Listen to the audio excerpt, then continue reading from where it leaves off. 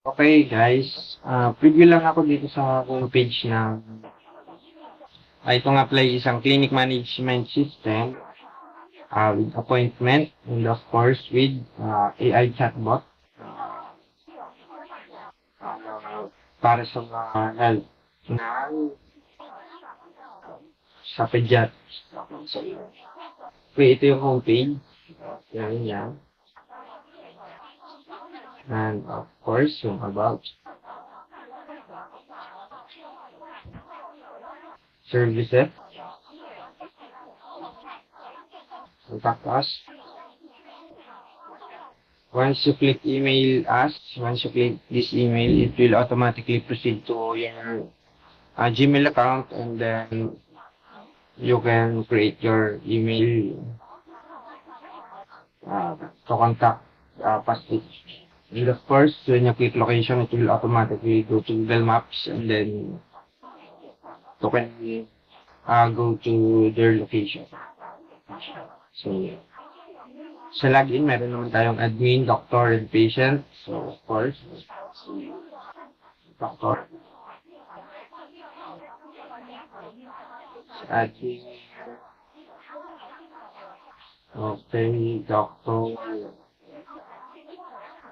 okay, and of course, the patient. So, before that, create muna tayo ng account, patient sign up.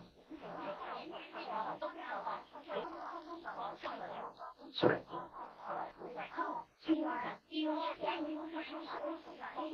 Sa Mars, di ba?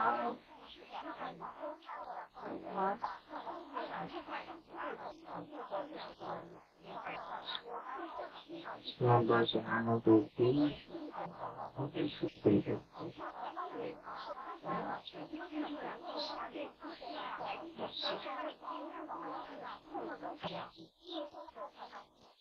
Password, it automatically need 8 characters. Okay. Birth, 38, 19, 196. So once mag-sign up, will automatically go to login page ng patient. So, yung Jose, username, yung password. Okay. So,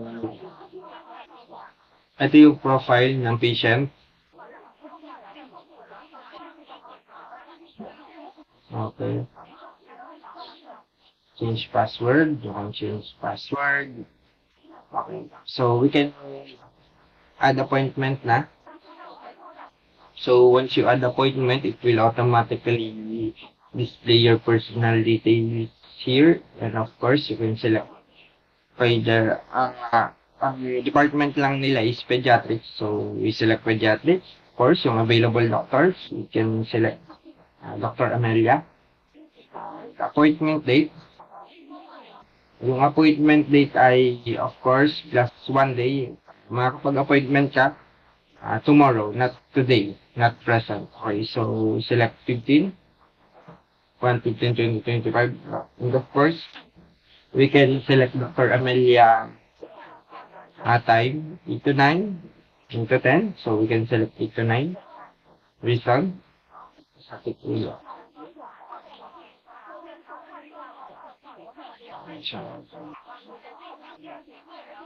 Like, of course. Make an appointment, successfully submitted to selected doctor. Okay, here it is. So we can see the status of our appointment, if it's pending or if it's approved. So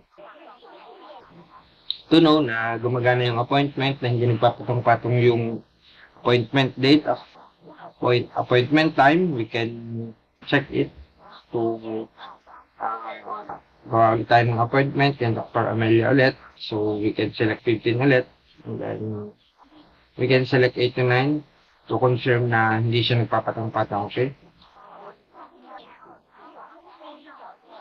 Yan. Pag sinelect mo yung time and date na nakabook na, of course, na-notify ito ng, "Sir, appointment is already scheduled for this time. Please select another time." So, magse-select ka ng another time. Like, yeah. Na-verify na natin. So, para naman accept, ma-approve to ng doctor. So, punta lang tayo kay Dr. Lagin. Okay? Si Dr. Lagin, may sarili na siyang account. Yeah. Okay. So, dito sa appointment, punta lang tayo sa appointment tab, view pending appointment. So, hanapin lang natin kung sino. Yung si Jose Rizal, nag-appoint January 15, 8 to 9. Approve na natin. Checking the details. Submit. Okay. Meron din pala itong notification sa patient.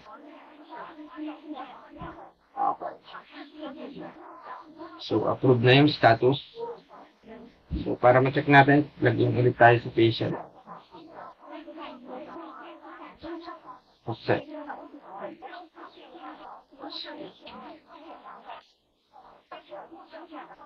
Ma-check natin, appointment, my appointments. Okay. So, approve na.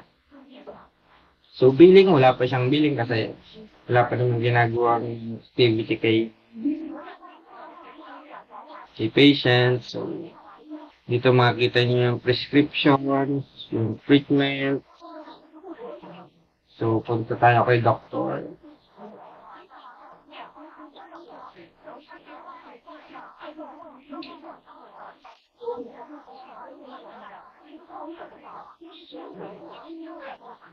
You approve appointment. View report. Wala pa namang report sa patient. Yan. Pwede na tayo dito mag-add treatment records. Yan. Add prescription record. Billing report. Of course. So, yan. Dito naman tayo kay chatbot. Mag-add tayo kay chatbot.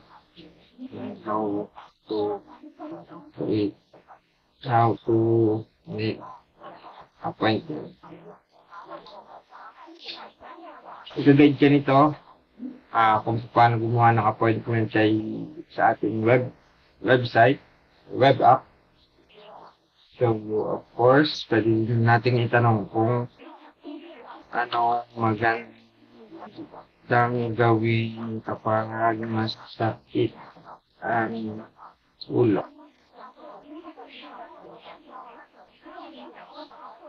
Of course, may mga recommended din siya na gagawin. Yan, mga procedure. Okay. And that's it. If you want to know more, just message our page, Protect Innovation, and we can provide example, and of course the legitimate we can provide also.